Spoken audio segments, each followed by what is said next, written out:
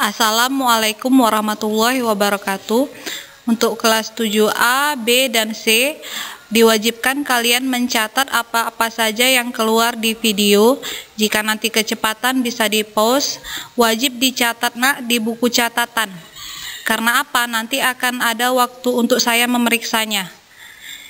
Di bab pertama kita masuk materi tentang pengukuran. Di situ ada definisinya. Mengukur adalah membandingkan besaran yang diukur dengan besaran sejenis yang digunakan sebagai satuan. Jadi itu dicatat, semuanya dicatat. Kemudian di situ ada perbedaan pengukuran. Perbedaan pengukuran dengan satuan baku dan tak baku. Ada penjelasannya juga. Pengukuran dengan satuan baku yaitu pengukuran yang telah ditetapkan sebagai satuan ilmiah. Udah ada dasarnya. Contohnya, jika kamu mengukur panjang, itu bisa ditentukan dengan satuannya meter, sentimeter, atau kilometer. Atau satu lagi, jika kamu mengukur berat, bisa dibuat satuannya dengan gram dan kilogram.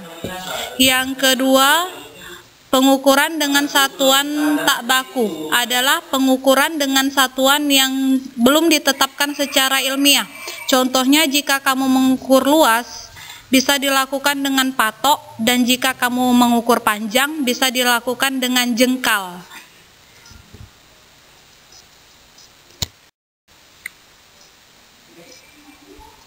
Lanjut dicatat lagi ya nak per halamannya. Lanjut kita pada pengukuran besaran pokok.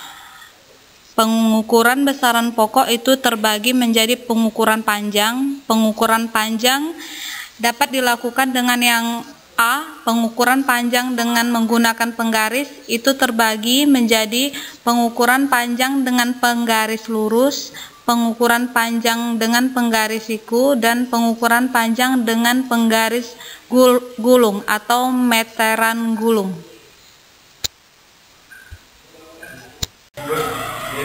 Lanjut, selain dengan penggaris, kamu juga dapat mengukur dengan yang B, pengukuran panjang dengan jangka sorong. Jangka sorong biasanya digunakan oleh para montir atau tukang kunci, dan ini memiliki tingkat ketelitian lebih tinggi daripada penggaris. Secara umum, jangka sorong banyak digunakan dalam kehidupan sehari-hari, memiliki ketelitian 0,1 mm. Dengan ketelitian jangka sorong dapat dihitung dengan rumus sebagai berikut. Kamu bisa lihat yang bawah, ketelitiannya sama dengan skala terkecil pada rahang tetap banding jumlah skala pada rahang geser. Contoh agar kamu lebih mudah memahami, setiap skala pada rahang tetap memiliki nilai sebesar 1 mm. Apabila pada rahang geser terdapat skala 20, maka ketelitiannya bisa kamu buat perbandingan skala terkecil dibanding jumlah skala, yaitu tadi pada soal skalanya berjumlah 1 mm banding dengan jumlah skalanya di situ ada 20. Berarti 1 banding 20, 1 bagi 20 kamu bagikan aja nak. Maka hasilnya di situ 0,05 mm tingkat ketelitiannya.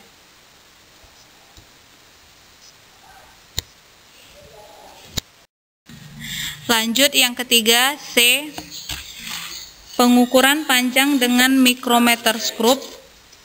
Mikrometer skrup adalah alat ukur panjang yang paling teliti dengan tingkat ketelitian 0,01 mm.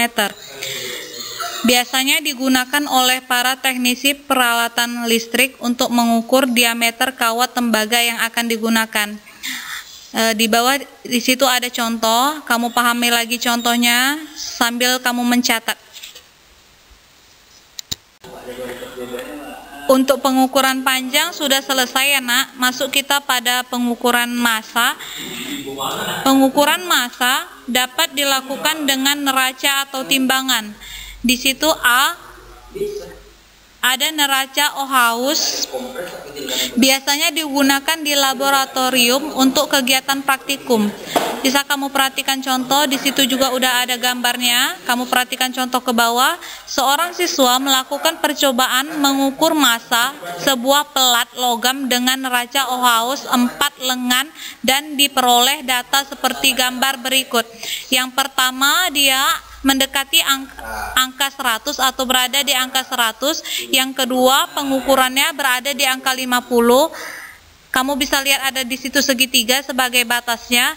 Yang ketiga ada di angka 2 dan yang keempat ada di angka 0,6.